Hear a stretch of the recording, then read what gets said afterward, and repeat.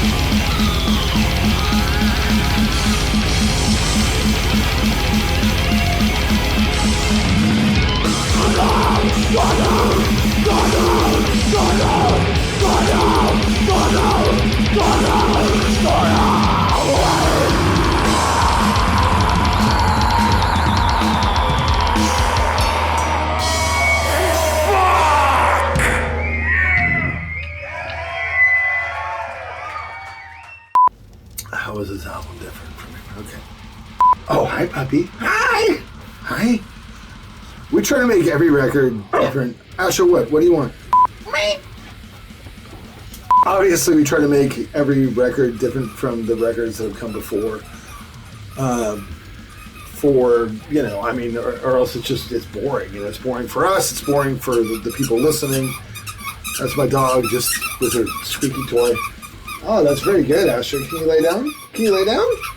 You know, after having been a band for a long time and you know, made a fair amount of records, it is a struggle, you know, more than anything to make each record different, make each record stand on its own, and stay within the same style but without being utterly repetitive, you know? So with this album, you know, it's always a reaction to what we've done before, and I felt like the last two records we did, Death Revenge and Horror, were really kind of as far apart on like the extremes of what we can do as a band, with Death Revenge being as elaborate as we can sort of go while still being exhumed, and then Horror being as simple as we can go while still being exhumed, you know? And this record is sort of in the middle, you know?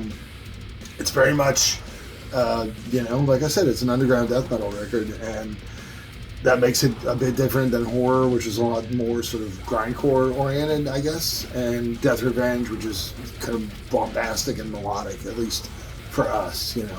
Also, we were going for like a little bit of a different like tone style. You know, we were trying different ideas and, you know, really reaching for some things that are not so typical these days. You know, like basically just that shitty 90s guitar sound. Super scoops, you know, like diodes clipping galore, you know. It's fun. It's what we all love hearing, right? We have a lot of songwriting contributions on this record. Ross wrote a song, Sebastian wrote a song, we have a song from Mike Beams, from Leon Del Muerte, from Matt Widener, and from Bud Burke. So, you know, that alone should give it some variety that maybe will make it stick out from other releases. The Red fucking Dawn!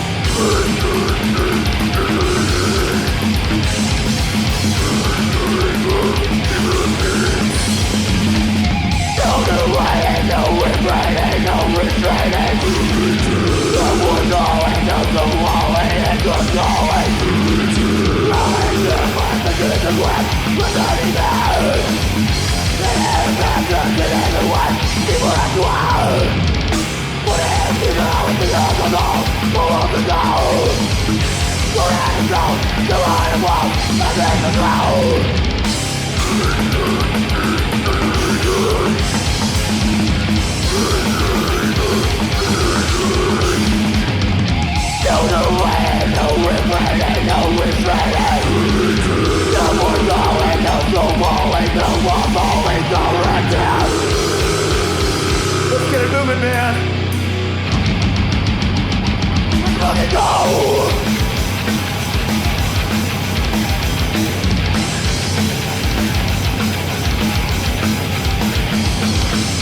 Never die, never lie, never lie, no random, no one's alive, no replaying, no one's alive, no random.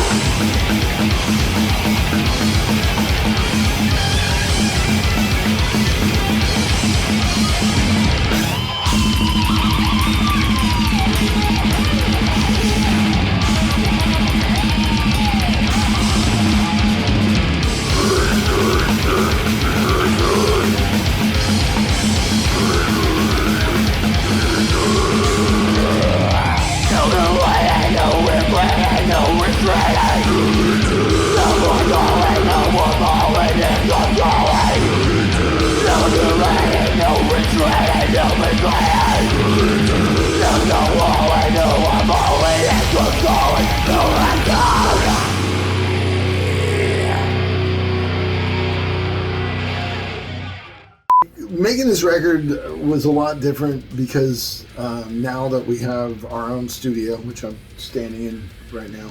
Mike and Matt had spearheaded the construction of a studio in San Luis Obispo. So that is where Exhumed headquarters is, even if we don't always all get there at the time. What it does provide is a place to get really great sound for the drums. We can have our engineer Alejandro Corredor come in and monitor the whole process and set up the mics, and Matt and Mike can focus on putting together the very solid bones of recording that Sebastian and I will later enrich with our own parts. Having our own studio actually makes things a lot more fun and less stressful, because normally you're just, you're sitting there and you're watching the clock tick, and every time as it's ticking, you're like, fuck, it's more money.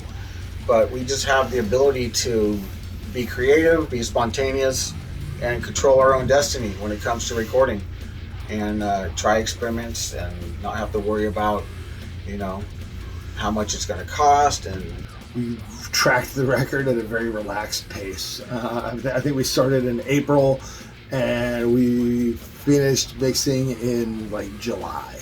On one hand, it's very liberating to not be on that kind of schedule, but on the other hand, it's sort of maybe not great, because you're just like, I'll just come record tomorrow, I just want to go to the bar tonight or whatever. Another noteworthy thing is we had Sebastian behind the engineering desk, and he was actually tracking, stepped up on this one, helped out with a lot of tracking the drums, which is awesome because he's a drummer, and so he helped me out with some outside ideas and helped me out with transitions, and just kind of coached along, like, hey, this sounds good, hey, let's try that again.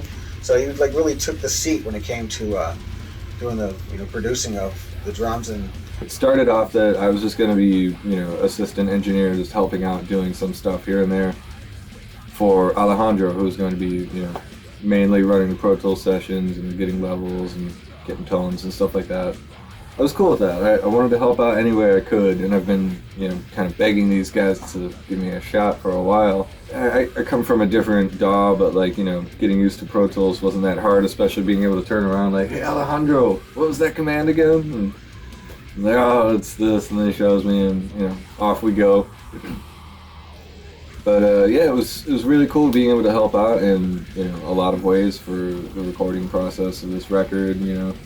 I was there helping, setting up things, getting tones, moving mics around, whatever need be. It's been really cool to see him grow into, not just being the new guitar player, and especially on this record, I think he really stepped up to the plate and was sitting there as the assistant engineer and working the sessions and kind of, getting really good takes, especially really good drum takes.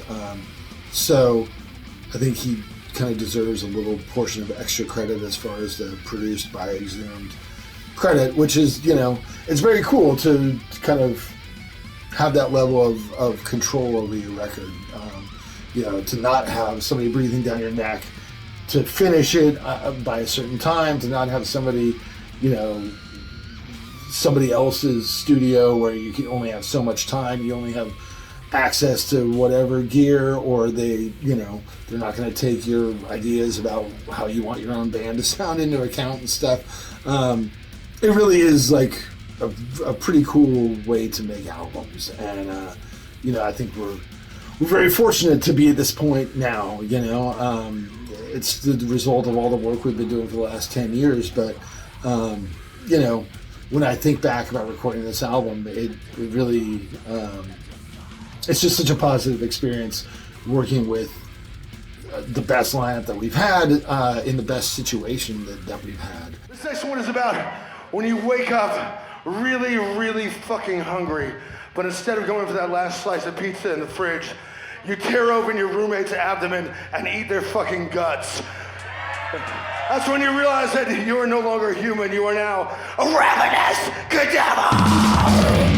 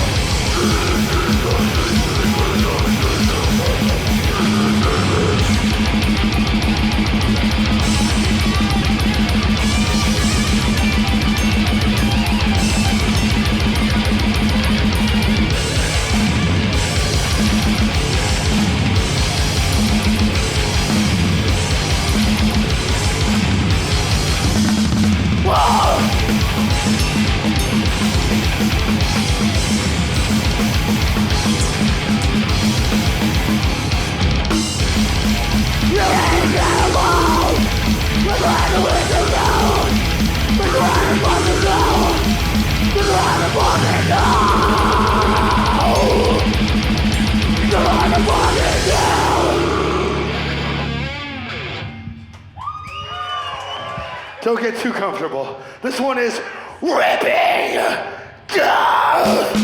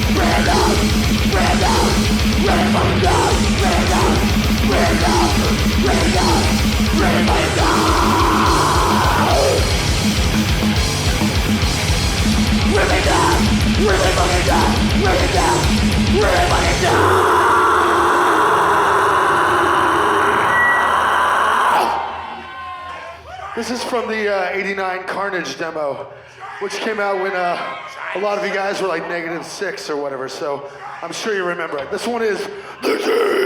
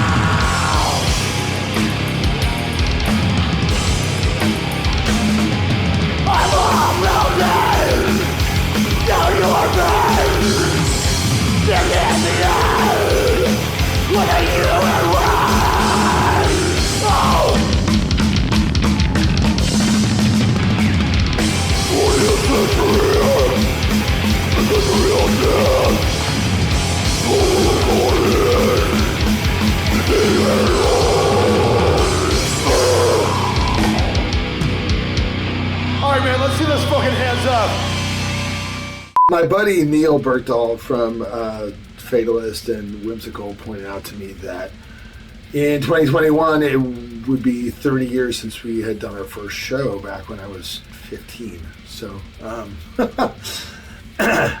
and you know, I guess we wanted to mark the occasion in some way, but with the whole pandemic and the uncertainty of live shows, you know, it wasn't practical to do like an anniversary show or an anniversary tour or anything like that. So we wanted to kind of find a way to acknowledge the band's history without simply re-recording old songs, because I think we've done that enough, you know.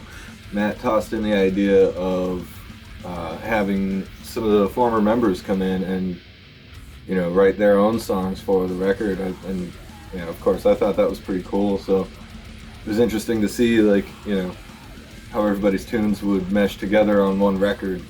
I'm just as much of a fan of this band as, you know, I've ever been. It's been cool being a part of it, but I also, like, respect and appreciate, like, all the guys that were there before me. And I thought it was a great idea. I'm a big fan of the work of Mike Beams and Bud Burke and Leon del Muerte and Matt Widener.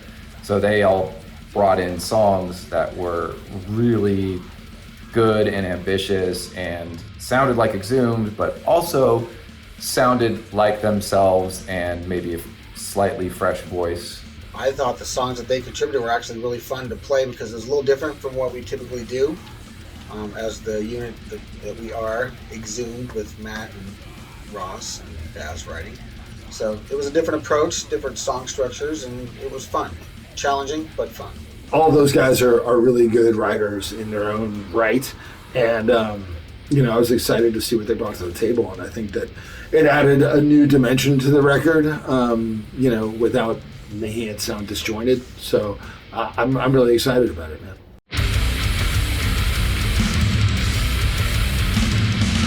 You know, as far as the style goes, I think Matt has sort of an inimitable style where it's kind of, you know, death metal meets grindcore sensibilities in the writing. So, you know, kind of the extremity of grind with the sort of technicality of death metal. And over the years, it's sort of migrated away from those simpler kind of, you know, stuff to more technical stuff. And then, you know, more lately or more recently, you know, you got horror, which I think is a true return to form, kind of the simple, more grind, just kind of, you know, legitimately brutal. That to me is just really like, you know, I think is my favorite thing about Exhumed is when they just go for it. It's just not a whole lot of fucking around with technical shit and just going straight for the throat.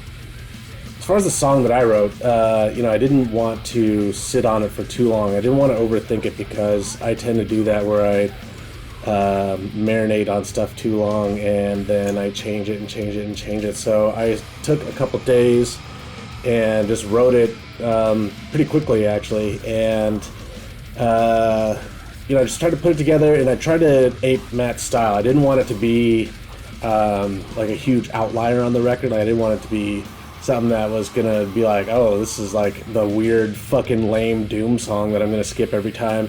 So I just wrote what I felt like was an Exhumed song, and as far as the changes that made it, I think, you know, my version was a little more straightforward, and then the version that came out was kind of tweaked a little bit to be slightly more anthemic.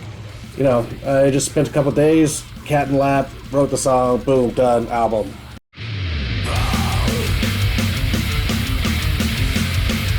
I did have to go back and kind of look at some of their past albums to kind of see where they are right now, stylistically. You know, you listen to it, but I kind of realized that they changed their sound from album to album. There's the constants, but they experiment a bit. So I just thought, why don't I just write the way that I wrote back in Exhumed back in the 90s?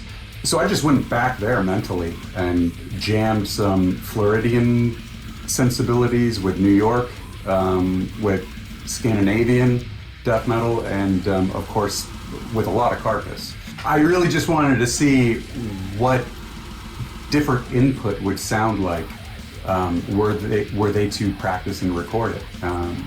It sounds like Exhumed to me. One of the interesting things that I think that I tried on this song that I was pleased that Exhumed actually kept is I wanted this big build up to the chorus to be like a shocking revelation, which kind of goes with the lyrics that they wrote for this. I think it's about someone eating parts of your body and then pooping them out in front of you. So this horrible realization moment, I think, works well for that, which is I used transformational theory. It's called a slide. It's really big in film music now, but it goes back to the to the Romantic era of classical. I mean, you totally recognize it now because it's very cliche, but it's this uncanny moment, like in a lot of Wagner and you know, Mahler. So we did this thing where in the chorus, we're in this minor key, but we go down a half step and we go to a major chord, which through proper voice leading sounds pretty weird.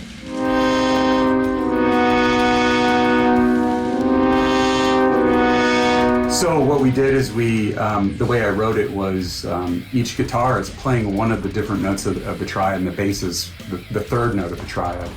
And one of the instruments just holds on that note, and then the other two kind of squirm and shift around that other musician.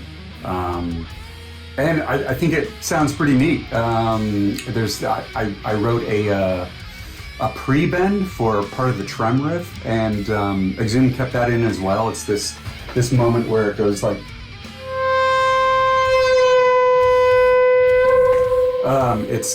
it's kind of like a sigh or a cry, and it sounds really neat the way they do it. So yeah, overall I was really pleased, flattered to be asked. Happy anniversary to Exhumed, and yeah, I hope you enjoy the song.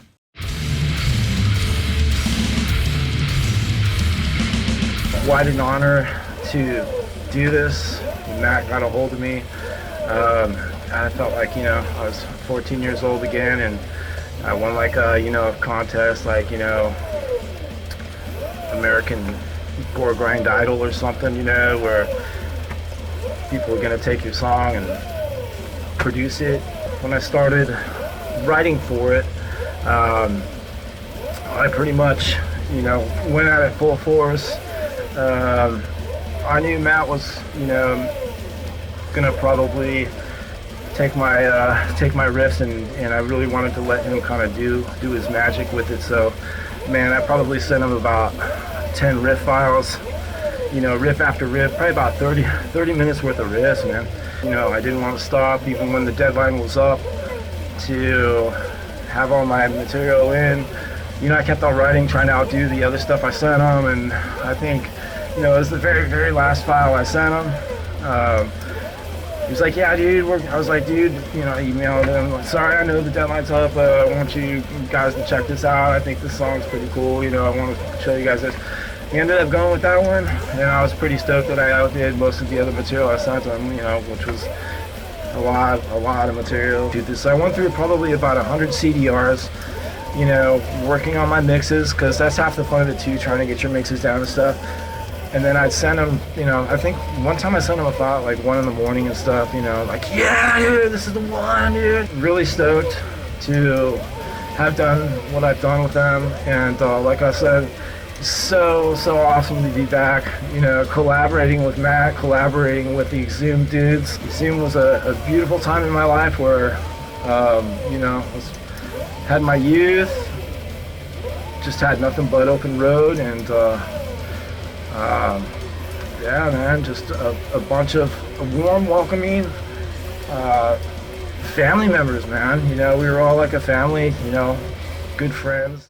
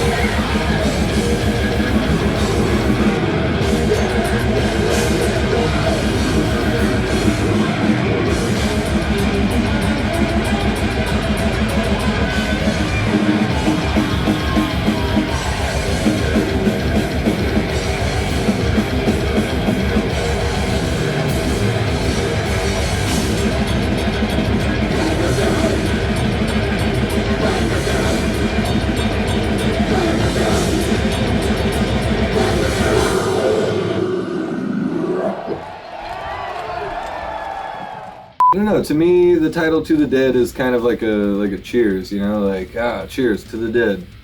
You know, like maybe people that we've lost in recent times and stuff like that. You know, everybody else that we've lost over the years. You know, like it doesn't get any easier, and so like having like this, cheers, to the dead kind of thing. I think it's a little bit sentimental. It feels nice. To me, the title "To the Dead" means I finally got to come up with an Exhumed album title. That's what it means to me. It brings in somewhat of a party celebratory vibe, which is something I've enjoyed Exhumed becoming. We're fun, we have a good time together. Come to our shows, we're gonna have a party. It's still death metal, it's still real, it's still serious, but it's able to laugh at itself, and we want you to laugh along with us. We owe our career as members in Exhumed to the dead, because most of the material we talk about is about the dead and the people that have passed. To me personally, like during the pandemic, to bring all that back up, we've all lost family members and close friends due to COVID and the pandemic, but it's kind of like a celebration and also a mourning, and also this is what our band has been about since day one, the Dead. It's like an address, like who is this to, right? Who are we directing this piece of music to? And it's to the Dead, aka, you know, death metal maniacs worldwide. And it's also kind of the idea of like a destination, like where are we headed? Like eventually we're all, you know, existentially speaking, we're all going to the Dead eventually. So, you know, the fact that it worked on multiple levels, you know, it's like an invitation, it's a celebration, and it's a destination. And we tried to kind of embrace that with the artwork and the whole concept for this bonus footage and everything else. So, and it also seemed to sort of acknowledge, like, you know, the people that have come before us in the band, you know, all the former members, you know, it's like a tip of the hat to them as well. Finally, I hope that you're enjoying To the Dead. A lot of heart and soul went into the project, as it does in every Exhumed project. Under circumstances that nobody could have foreseen in the past, a global pandemic which halted everything except for Exhumed's driving bloodlust to create more death metal for you. This is our last one. I want to thank the bonus ones. I want to thank Exodus. And I want to thank all of you motherfuckers for making this show kick ass. Now that we're all dead, we're going to leave you with Klein.